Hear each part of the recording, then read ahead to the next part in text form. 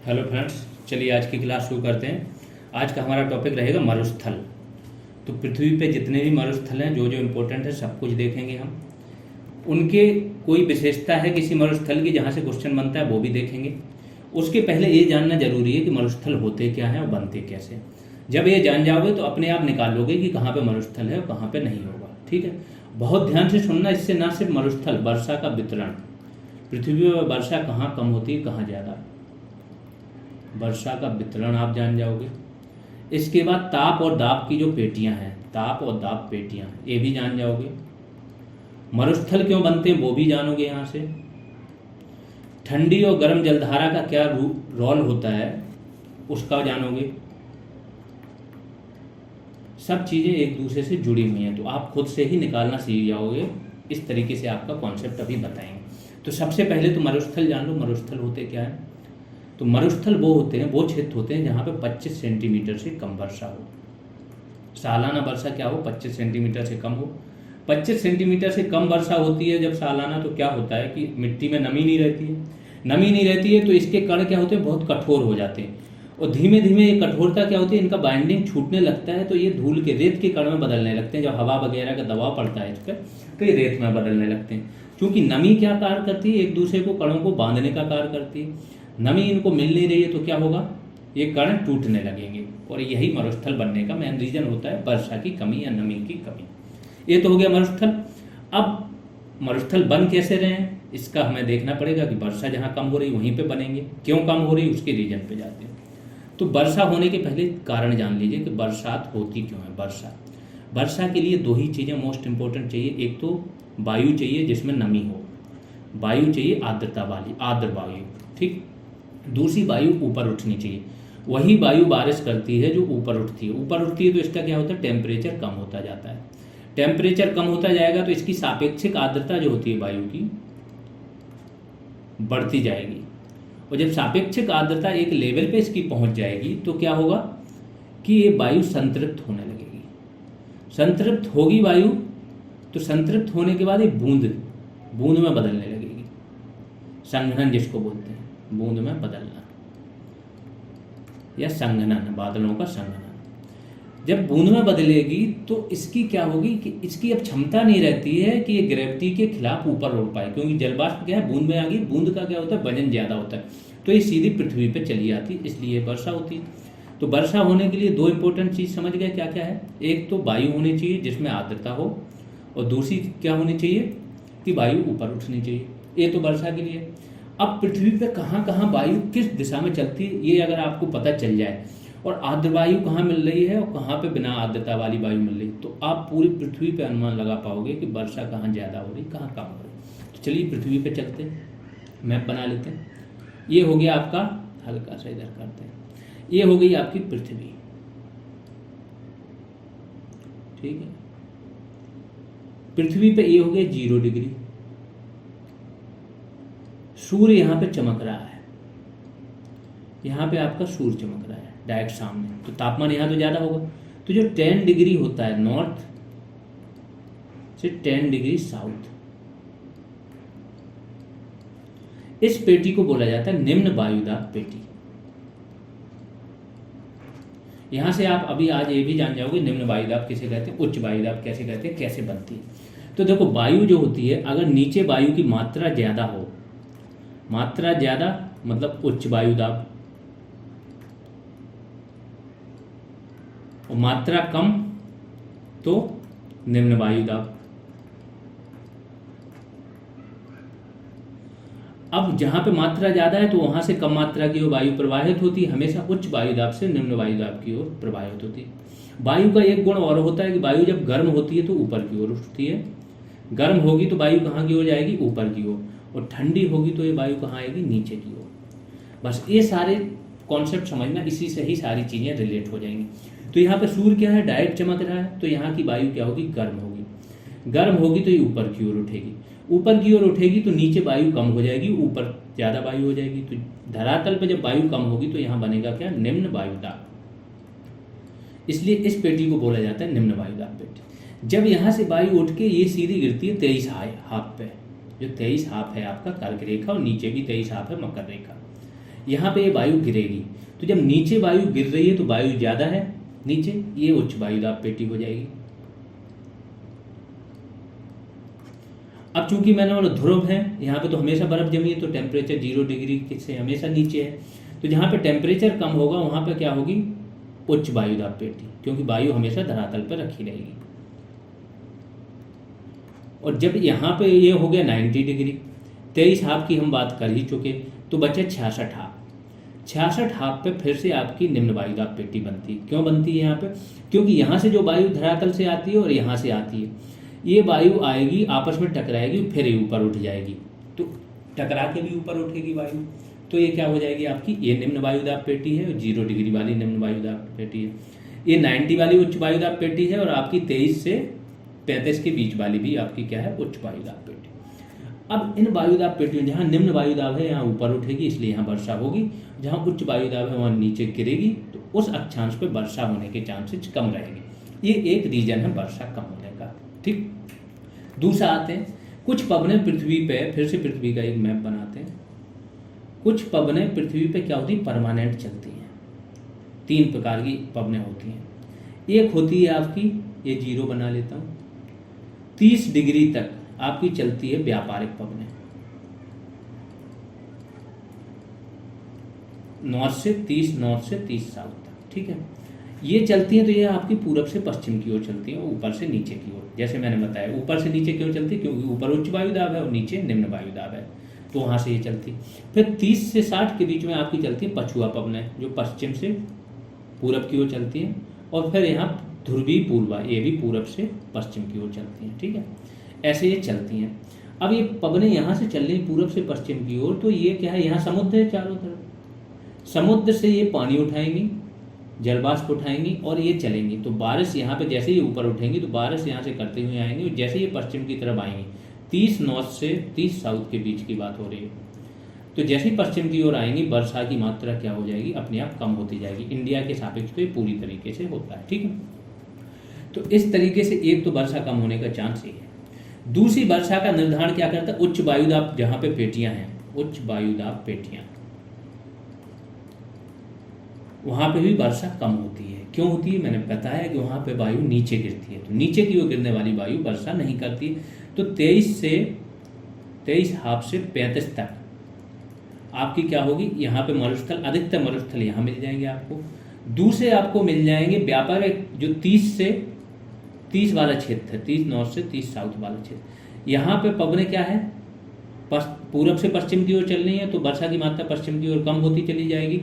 तो यहाँ पे पश्चिम, जो पश्चिम छोर है, पश्चिमी छोर, पश्चिमी किनारे महाद्वीपों के, वहाँ पे आपको मरुस्थल मिलेंगे। तीसरा जो सबसे स्ट्रॉन्ग रीजन है मरुस्थलों के वितरण का, वो क्या रीजन है, वो रीजन है कि महाद्वीप जो होते हैं उनके, महाद्वीपों के पश्चिमी छोरों पे, पश्चिमी किनारों पे ठंडी जलधाराएं, समुद्र की जो जलधाराएं होती हैं, ठंडी जलधाराएं चलती हैं, ये प्रवाहित होती हैं। जब यहाँ पे ठंडी जलधाराएं हैं तो आसपास का टेम्परेचर, एक तो जलधारा है, जलधारा से ही क्या होगा, जल बाष्पीकृत होगा, समुद्र से ही तो जल बाष्प बनती है, नदियों वगैरह से ज़्यादा जल बाष्प का कोई मतलब नहीं होता है। समुद्र से जो जल बाष्पित होता है वही आपका वर्षा में योगदान देता है मुख्यतः। तो ये ठंडी है तो ये तो ऊपर उठेगी नहीं, बाष्प बनेगी नहीं, क्योंकि ठंडी है, जब तक गर्म नहीं होगी तो बाष्प नहीं बनेगी। तो जो पश्चिमी किनारे हैं यहाँ पे ठंडी जलधाराएं बहती हैं, इसलिए यहाँ पे वर्षा कम होती है, क्योंकि जल बाष्प ही नहीं रहती। दूसरी चीज़, ठंडा है तो उच्च वायुदाब बना रहता है, तो वायु ऊपर भी नहीं उठनी है। तो पश्चिमी किनारों पे अधिकतर मरुस्थल दुनिया भर के पश्चिमी किनारों पे मिलेंगे महाद्वीपों के। ठीक है, दूसरी चीज़ मैंने बता दी, तीनों चीज़ें बता दी जिससे मरुस्थल बनने के रीजन होते हैं। वर्षा कम होने के बता दिए कि इस क्षेत्र में जो आपका है व्यापारिक पवनें चलती हैं, तो पूरब से पश्चिम की ओर इनकी बारिश खत्म हो जाती है। दूसरा रीजन बता दिया कि ठंडी जलधाराएं होती हैं। तीसरा रीजन आपको बता दिया कि जो उच्च वायुदाब पेटी और निम्न वायुदाब पेटी, उसकी वजह से। अब आ जाते हैं मरुस्थल के प्रकार। उपोष्णकटिबंधीय मरुस्थल देख लेते हैं। उपोष्णकटिबंधीय मरुस्थल को गर्म रेगिस्तान भी कहा जाता है। यह मरुस्थल प्रमुख रूप से कर्क रेखा और मकर रेखा के आसपास 20 से 35 डिग्री उत्तरी और दक्षिणी ध्रुव वाले क्षेत्रों के बीच में पाए जाते हैं। भारत में भी राजस्थान वगैरह। एक राजस्थान का मरुस्थल बनने का और रीजन है, क्योंकि भारत में बारिश की जो होती है वो दक्षिण पश्चिम मानसून होता है, तो पश्चिम से पूरब की ओर जाता है ये मानसून, ठीक है, जो आपकी अरब सागर वाली शाखा होती है। लेकिन राजस्थान में क्या होता है, अरावली के समानांतर जाता है, तो इसको बारिश को रोकने वाला कोई वो नहीं होता है, जो जलवाष्प होती है कि इसको रोके, कोई अवरोध बने तो वायु ऊपर उठे, तो वायु ऊपर नहीं उठ पाती, इसलिए यहाँ पे बारिश नहीं होती। तो थार का मरुस्थल बनने का एक रीजन ये भी है। इतना डिटेल में नहीं जाते, बस हल्का सा कॉन्सेप्ट समझना है। जब आपको डिटेल में पढ़ाया जाएगा पीसीएस के लिए तो और ज़्यादा डिटेल में चलेंगे। इसी से ही जो आपका पेरू और चिली का तट है ये वाला, यहाँ पे हमेशा ठंडी जलधारा बहती है वैसे तो, लेकिन ये 8 से 10 साल बाद रिप्लेस कर देती है इसको गर्म जलधारा से। इसलिए हमेशा तो यहाँ पे क्या होता है, मरुस्थल रहता है, चिली का अटाकामा मरुस्थल, और हमेशा वर्षा कम होती है। लेकिन 8 से 10 साल में क्या होगा कि यहाँ पे ठंडी जलधारा रिप्लेस हो जाती है गर्म जलधारा से। तो गर्म जलधारा से जैसे ये रिप्लेस होगी तो यहाँ पे बरसात बहुत ज़्यादा हो जाएगी, क्योंकि निम्न वायुदाब बनेगा। और जहाँ पे बरसात पहले ज़्यादा होती थी, क्योंकि यहाँ कम हो रही, तो जो आपका ऑस्ट्रेलिया तट है या इंडिया वगैरह है, पूरा हिंद महासागर, यहाँ पे वर्षा पहले ज़्यादा होती थी। तो जब आपकी ये अल्नीनो का प्रभाव, इसको अल्नीनो प्रभाव होता है, तो जो 8 से 10 साल में ठंडी जलधारा को जब गर्म जलधारा रिप्लेस करती है, तो यहाँ ऑस्ट्रेलिया तट पर बारिश यहाँ पे बहुत कम हो जाएगी और यहाँ पे बहुत ज़्यादा हो जाएगी। और नॉर्मली यहाँ पे कम होती है, यहाँ ज़्यादा होती है, इसलिए सूखा वगैरह इंडिया में भी पड़ता है ना। अल्नीनो का हो रहा है कि अभी आने वाला है, 1 से 2 साल शायद इस साल आए, अगले साल अल्नीनो आए, तो इकोनॉमी दुनिया भर की बता रहे 3% इकोनॉमी डाउन हो जाएगी दुनिया भर की। आगे चलते हैं। प्रमुख उपोष्ण कटिबंधीय मरुस्थल निम्नलिखित हैं: सहारा मरुस्थल, अरब का रेगिस्तान, थार का रेगिस्तान आदि। ठंडे मरुस्थल देख लेते हैं।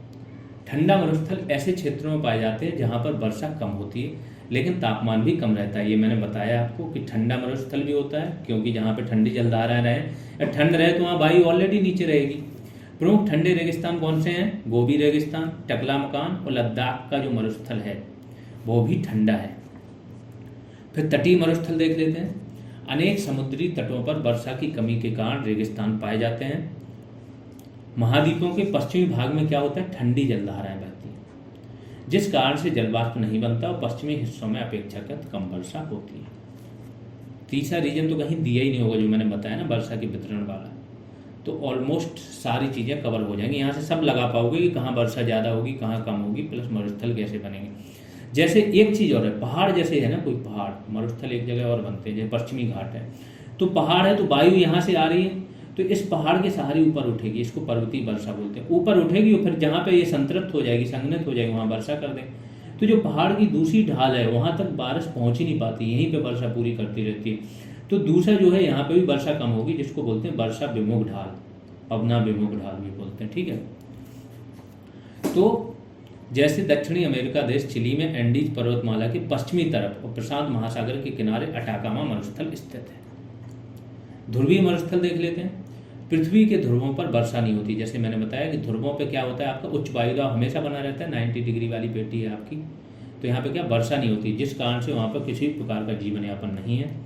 यहाँ पर अत्यंत ठंडे मरुस्थल पाए जाते हैं। उदाहरण के लिए विश्व का सबसे बड़ा मरुस्थल अंटार्कटिका है, जो कि ठंडा मरुस्थल है, ठीक। अब सारे मरुस्थल मैं मैप पे दिखाई देता हूँ आपको। एक आर्कटिक मरुस्थल है, ये वाला क्षेत्र आपका आर्कटिक हो गया। ग्रेट बेसिन है, ये सारे अमेरिका के क्षेत्र हैं। ग्रेट बेसिन, मोहावे, सोनोरन, इसके बाद चिहुहुआन और कोलोराडो प्लेटू है। यहाँ पे बहुत सारे खनिज तत्व पाए जाते हैं, कोलोराडो का जो पठार है।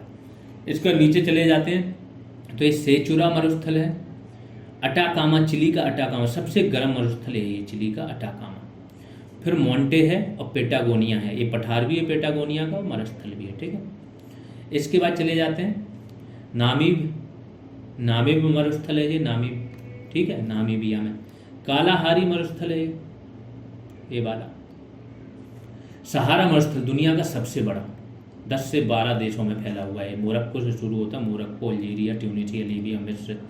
इसके बाद इधर चले जाओगे आप, वेस्टर्न सहारा, ये सब पूरे में फैला हुआ है, ठीक है, गिनी बिसाऊ तक। अब आ जाते हैं फिर, ये पूरा सहारा मरुस्थल है, ये सबसे बड़ा है। फिर अरेबियन, अरब जो पेनिनसुला है वहाँ पे लोग जरूर रहने लगे, उन्होंने तो मरुस्थल को रहने लायक पूरा बना लिया, नहीं तो ये पूरा जो अरब क्षेत्र है ये दुनिया का दूसरा सबसे बड़ा मरुस्थल है। फिर यहाँ पे गोबी मरुस्थल है आपका।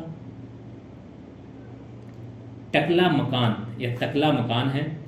थार मरुस्थल है, ये इंडिया का है, थार मरुस्थल गुजरात में भी थोड़ा गया है और राजस्थान में, ठीक है। इसके बाद एक कराकुम मरुस्थल है, ये ईरान के 2 मरुस्थल हैं, दस्त ए कबीर और दस्त ए लूट, ठीक। फिर आ जाते हैं हम सीधा, ये तो पता ही है, ये आर्कटिक मरुस्थल का ही वो है पार्ट, और नीचे अंटार्कटिका मरुस्थल है, ये अंटार्कटिका मरुस्थल है, पूरा ठंडा है।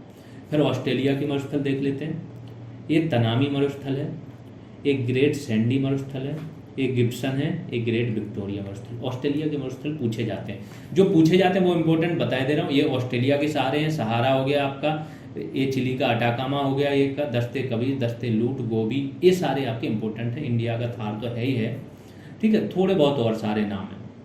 अब आ जाते हैं मरुस्थलों के और ज़्यादा डिटेल में, मरुस्थलों के चलते हैं, कहाँ पे है, कितना है क्षेत्रफल, क्या नहीं है, ठीक है। तो सबसे बड़ा दुनिया का अगर मरुस्थल देखो, जहाँ पे कोई, यहाँ पे तो देखो अंटार्कटिका और आर्कटिक में तो लोग भी नहीं रहते, लेकिन इसको अगर काउंट करें तो दुनिया का सबसे बड़ा, पृथ्वी का सबसे बड़ा मरुस्थल कौन सा? अंटार्कटिका मरुस्थल। ये उसका क्षेत्रफल है 1,42,00,000 वर्ग किलोमीटर में। फिर आर्कटिक मरुस्थल है, उत्तरी ध्रुव पे है, ये 1,39,00,000। फिर आ जाता है जो दुनिया का सबसे बड़ा, जहाँ पे बस्तियाँ बसी हुई हैं, देश हैं, वो अगर देखो तो ये है उत्तरी अफ्रीका में, ये है इसका क्षेत्रफल। इस प्रकार से अरब का रेगिस्तान, अरब प्रायद्वीप में है, दूसरे नंबर पे है ये, जहाँ पे बस्तियाँ बसी हैं। अगर दुनिया में देखो तो ये चौथे नंबर पे। फिर गोबी मरुस्थल मंगोलिया और चीन में, पेटागोनिया मरुस्थल अर्जेंटीना और चिली में, ग्रेट विक्टोरिया मरुस्थल ऑस्ट्रेलिया में। तो ये देखो, एक तो नाम, देश, और फिर नंबर, अगर ऊपर के 2-3 पूछे या 4 पूछे तो नंबर, किस नंबर पे, ठीक। ये इतने ही क्वेश्चन बनते हैं मरुस्थल के बारे में। कुछ एक विशेषता हो, जैसे सबसे गर्म स्थान कहाँ है और भी चीज़ें, तो वो अलग चीज़ होगी। फिर अगला है कालाहारी मरुस्थल, ये कहाँ है? बोत्सवाना, दक्षिण अफ्रीका, नामीबिया में, ठीक। फिर यहाँ पे आपके हीरा पन्ना बहुत पाए जाते हैं, बोत्सवाना में। ग्रेट बेसिन मरुस्थल कहाँ है? उत्तरी अमेरिका में। सीरियाई मरुस्थल सीरिया और जॉर्डन में। चिहुआ हुआन जो मैंने अभी बताया था, वो कहाँ पे? अमेरिका और मैक्सिको में। ग्रेट सैंडी डेजर्ट ऑस्ट्रेलिया में, गिब्सन ऑस्ट्रेलिया में, सिम्पसन ऑस्ट्रेलिया में, और विक्टोरिया भी ऑस्ट्रेलिया में, ठीक है। काराकुम कहाँ है? तुर्कमेनिस्तान में। सोनोरन कहाँ है? अमेरिका में, मुख्यतः कैलिफोर्निया और मैक्सिको में। कजिलकुम कहाँ है? उज्बेकिस्तान और कजाकिस्तान में। टकला मकान कहाँ है? चीन में। इसके बाद सोमाली रेगिस्तान कहाँ है? सोमा। दस्ते कबीर और दस्ते लूट मैं बता चुका हूँ, ये दोनों ईरान में है आपके, ठीक है। ये सारे मैन और हैं। चलिए, अभी थार रेगिस्तान पता है आपको कहाँ है? भारत और पाकिस्तान तक फैला हुआ है। अटाकामा आपका चिली में। मोजाबे आपका कहाँ है? संयुक्त राज्य अमेरिका में। नाबीब कहाँ है? अंगोला और नामीबिया में। दस्ते काबिर कहाँ है आपका? ईरान में। और दस्ते लूट कहाँ है? ईरान में। ये सारे मरुस्थलों की डिटेल हो गई है। कुछ मरुस्थलों के बारे में कुछ स्पेसिफिक जानकारी है तो वो भी है, वो देख लेते हैं क्या है। विश्व के प्रमुख मरुस्थल में अंटार्कटिका मरुस्थल देख लेते हैं। पहला, अंटार्कटिक मरुस्थल विश्व का सबसे बड़ा मरुस्थल है। अंटार्कटिका का 98% हिस्सा जो है वो बर्फ से ढका हुआ है। यहाँ पर अनेक देशों के क्या है? अनुसंधान केंद्र है अंटार्कटिका में, है ना। जैसे इंडिया का दक्षिणी गंगोत्री। आगे आ जाते हैं आर्कटिक मरुस्थल। यह उत्तरी ध्रुव पर फैला हुआ है, विश्व का दूसरा सबसे बड़ा मरुस्थल है। यह भी अंटार्कटिका की तरह ठंडा हुआ रेगिस्तान है, जमा हुआ। सहारा रेगिस्तान देख लेते हैं। यह विश्व का तीसरा सबसे बड़ा उपोष्ण कटिबंध में अगर कोई देखो तो ये सबसे बड़ा है, ठीक है। अगर वैसे देखो ओवरऑल तो ये सब ठंडे हैं, शीत कटिबंध में है, और ये क्या है? उपोष्ण कटिबंध में। तो वैसे उपोष्ण कटिबंध में सबसे बड़ा है, अगर ओवरऑल देखो तो तीसरे नंबर का। सहारा विश्व का सबसे गर्म रेगिस्तान भी यही है। सबसे गर्म स्थान अगर देखोगे एक स्थान विशेष, तो वो आपका कहाँ मिलेगा? चिली का अटाकामा में। लेकिन अगर टोटल ओवरऑल पूरा मरुस्थल देखो तो सबसे गर्म कौन सा है आपका? सहारा। सहारा रेगिस्तान अफ्रीका महाद्वीप के उत्तरी भाग में स्थित है। और आगे चलते हैं। सहारा रेगिस्तान कुल 11 देशों में स्थित है। कौन कौन से? मॉरिटानिया, माली, नाइजर, चाड, सूडान, इरिट्रिया, मिस्र, लीबिया, अल्जीरिया, मोरक्को, ट्यूनीशिया, ठीक है। इन सब देशों में सहारा फैला हुआ। अगला देखते हैं अरब का रेगिस्तान। अरब का रेगिस्तान अरब प्रायद्वीप में स्थित है। विश्व का दूसरा सबसे बड़ा उपोष्ण कटिबंधीय मरुस्थल अर्थात गर्म मरुस्थल है। यह एशिया का सबसे बड़ा मरुस्थल है। यह रेगिस्तान संसाधनों से भरपूर है। मुख्यतः अरब में पता ही है तेल वगैरह प्राकृतिक गैस बहुत पाए जाते हैं, इसलिए वो सब देश अमीर भी हैं। यह अरब प्रायद्वीप के विभिन्न देशों सऊदी अरब, ओमान, यमन, संयुक्त अरब अमीरात, यूएई जिसमें दुबई भी आता है, ठीक है, आदि देशों में फैला हुआ है। अगला मरुस्थल देख लेते हैं, गोबी मरुस्थल। गोबी मरुस्थल एशिया का दूसरा सबसे बड़ा मरुस्थल है। यह ठंडा मरुस्थल है। गोबी मरुस्थल मुख्यतः, ये देखो अलग अलग जगह बात हो रही है, वो उपमहाद्वीप का सबसे बड़ा था, ये एशिया की बात हो रही है, तो इसमें कंफ्यूज मत होना, ठीक है। गोबी मरुस्थल मुख्यतः मंगोलिया और चीन में स्थित है। गोबी रेगिस्तान में सर्दियों और गर्मियों तथा दिन और रात के तापमान में बहुत अधिक अंतर होता है। गोबी रेगिस्तान से पीली नदी निकलती है। फिर कालाहारी मरुस्थल देख लेते हैं। कालाहारी मरुस्थल अफ्रीका महाद्वीप के दक्षिण भाग में स्थित है। कालाहारी मरुस्थल नामीबिया और दक्षिण अफ्रीका, जो अफ्रीकी महाद्वीप अगर इस तरीके से बनाओ तो यहाँ पे है आपका कालाहारी, अभी दिखाया था मैंने मैप पे। यहाँ से ऑरेंज नदी निकलती है। यहाँ पर अनेक हीरे की खदानें स्थित हैं। थार का मरुस्थल इंडिया में है, तो इंडिया और पाकिस्तान में, राजस्थान के पश्चिमी हिस्से में फैला हुआ है। फिर भारत के अलावा थार रेगिस्तान कहाँ कहाँ, पाकिस्तान में भी फैला हुआ है। वहाँ क्या बोला जाता है, इसको चौलिस्तान के नाम से बोला जाता है। थार रेगिस्तान विश्व का सबसे घना बसा, ये भी एक फैक्ट है कि विश्व का सबसे घना बसा हुआ रेगिस्तान कौन सा है, थार। फिर अटाकामा, अगला मरुस्थल कौन सा है, अटाकामा मरुस्थल। अटाकामा विश्व का सबसे शुष्क गर्म मरुस्थल है, ठीक है, शुष्क भी है और गर्म भी है। यह दक्षिण अमेरिकी महाद्वीप के चिली देश में स्थित है। यहाँ एरिका नामक जगह सबसे शुष्क है। इस रेगिस्तान में चुकी की माता नाम से तांबे की प्रसिद्ध खान है, ये भी इम्पोर्टेंट है। यहाँ पे आपके मरुस्थल क्या होते हैं, खत्म होते हैं। अगला वीडियो में और ज्योग्राफी के जितने भी टॉपिक्स हैं नेक्स्ट 2 डेज में हम सारे टॉपिक खत्म करेंगे आपके वीडियो के लिए। फिर स्पीड से हम ज्योग्राफी के बाद मूव कर जाएंगे आपकी मिडाइवल हिस्ट्री और उसके बाद मॉडर्न पर, ये भी पिन पॉइंटेड कराएंगे। अब थोड़ा स्पीड से चीज़ें चलेंगी। जिन लोगों ने ज्वाइन नहीं किया वो वीडियो कोर्स ज्वाइन कर सकते हैं। इस वीडियो के कमेंट सेक्शन में आपको मिल जाएगा सारे इसकी ऐप की जानकारी। जीएस रेवोल्यूशन करके आप सर्च करोगे प्ले स्टोर पे तो ऐप मिल जाएगा, वहाँ से डाउनलोड करके आप कोर्स ले सकते हो। फीस ओनली 299 है। तो अभी के लिए इतना ही, धन्यवाद।